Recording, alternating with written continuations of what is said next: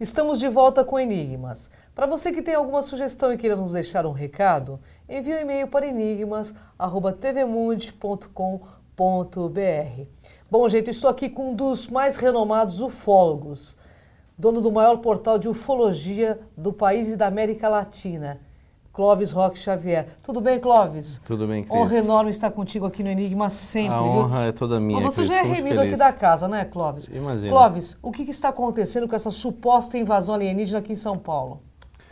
Bom, na verdade, a gente ficou muito espantado desde do ano passado, inclusive a partir de, excepcionalmente, janeiro de 2012, quando nós tivemos aquele primeiro registro de uma flotilha OVNI em plena luz do dia na região da Zona Norte de São Paulo, propriamente no bairro da Lapa. Inclusive você mostrou aqui no programa. E após isso nós começamos a registrar mais fenômenos nesse sentido. Recentemente nós registramos cerca de 22 OVNIs ao mesmo tempo, também na região de Pirituba, em cima da rodovia Anhanguera. Olha que interessante, hein? Pois é, e isso não foi apenas isso. Isso aconteceu no começo agora de 2013 e no final de 2012.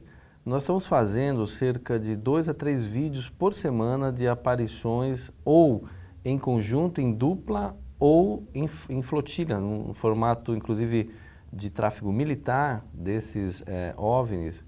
E vale também informar que em 2006 nós fizemos outro registro, só que visual, não conseguimos aplicar isso através de uma máquina fotográfica ou de um vídeo. Nossa, que interessante. Clóvis, você acha que São Paulo, neste momento, por toda essa pesquisa que você encabeça há anos, tem um papel fundamental para o contato com essas novas civilizações? Sim, logicamente. Simplesmente por ser a maior metrópole da América Latina e representar basicamente aí, por estar no Brasil, o país que vai ser aí o novo, como posso dizer, o novo porto para receber esses povos de fora, né, conforme a história aí mesmo traça. E eu acho que isso está em vias de acontecer ainda esse ano de 2003 de uma maneira mais pungente ainda. Olha que interessante. Bom, eu torço para que ocorra rapidamente, né? Porque, nossa, que maravilha a gente poder ter um contato mais amplo com esses nossos manos cósmicos, né, Clóvis? Totalmente. Clóvis, uma pergunta. Esses objetos, vocês têm relatórios, eu sei que vocês fazem relatórios, etc. e tal. O Sindacta tem algum registro de aparição nos seus radares sobre esses objetos? Olha, isso é uma coisa que está tão evidente que essa pergunta eu posso explicar da seguinte maneira. Nós, inclusive, já divulgamos essa tese há um certo tempo. O motivo do nosso caos aéreo, fundamentalmente aqui em São Paulo, é justamente por causa da detecção da enorme quantidade de objetos no nosso espaço aéreo. Então, veja bem, o Sindacta, os operadores de radar, o pessoal das torres, o pessoal faz ali a detecção das aeronaves registradas no plot do radar. Mas, de repente, aquele plot ele fica tomado, aquela tela fica tomada por N plots que não se tem ideia do que seja ou de onde vem. Então, o que acontece? O operador ali da torre de controle, ele breca tanto os pousos como as decolagens. Quer dizer, os pousos ele tem que forçadamente deixar que ocorram, mas as decolagens ele breca, porque ele não sabe o que está acontecendo ali. O radar fica tomado por pontos que ficam trafegando ali por horas. E enquanto esse radar estiver ali tomado por esses pontos, que são OVNIs, nenhuma decolagem pode acontecer. Com certeza. E isso já é antigo no nosso país, fundamentalmente em São Paulo, especificamente no nosso aeroporto aqui de Congonhas e em outros tantos, mas a nossa experiência maior é exatamente aqui na capital, no aeroporto de Congonhas. Olha só, gente, aqui pertinho, né? Pelo jeito, São Paulo tem um papel fundamental nessa história de contato, então. Exatamente.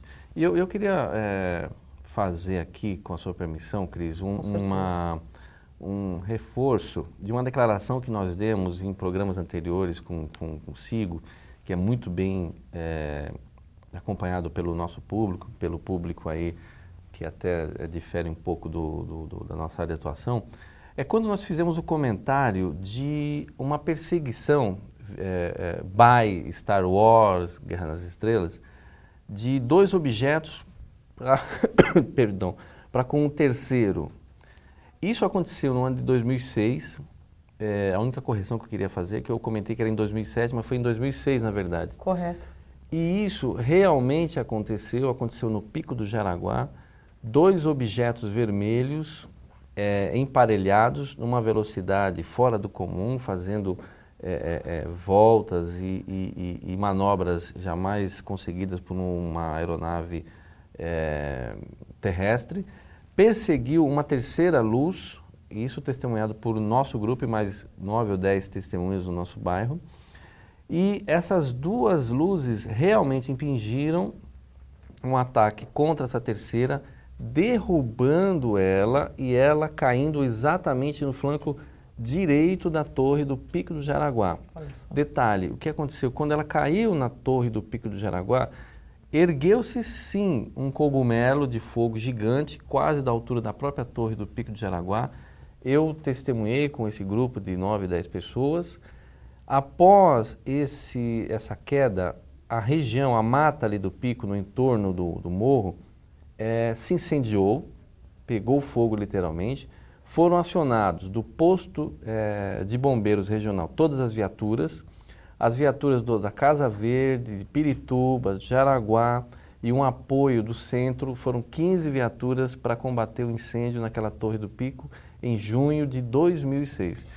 E houve sim essa perseguição, houve sim esse sobrevoo, e isso eu reafirmo, só não tenho as imagens de época, mas correto, ela ocorreu de fato. No seu ponto de vista, Clóvis, por que você acha que ainda os governos, hoje já está sendo muito bem liberado algumas informações na questão do contato alienígena, alguns governos vindo à tona, mas por que ainda o governo brasileiro segura tanto essas informações para o público? Pois é, os nossos, como eu já disse e repito, reafirmo, os nossos militares, em especial os militares do Exército Brasileiro, são exímios defensores da pátria, da ordem, e eles são os primeiros a se preocuparem com essa questão. Eles até que gostariam, de todas as maneiras, com a experiência que nós temos em contato com eles, de trazer isso a público. Só que é uma questão que envolve a religiosidade das pessoas. Então, entre deixar isso, manter isso às 7 chaves e divulgar isso e causar o caos, que você sabe muito bem que vai acontecer inequivocamente, inexoravelmente, eles preferem ainda manter as 7 chaves é até uma expressão um pouco mais dura, mas deixar um pouquinho mais restrita essa informação. Mas eu queria também aproveitar e dizer que se a população e os interessados se aproximarem mais das nossas amadas e gloriosas, se me permite dizer dessa forma, claro, Forças Armadas, isso sim deixa de ser o que está se vendendo por aí, de que o governo, os militares em questão, são nefastos, são negativos, etc. Não é nada disso. Eles estão aqui para nos ajudar. Só que nós, como população, precisamos nos organizar, nos mostrarmos interessados de maneira, repito, organizada, e aí sim, nós teremos acesso a isso. Olha que interessante.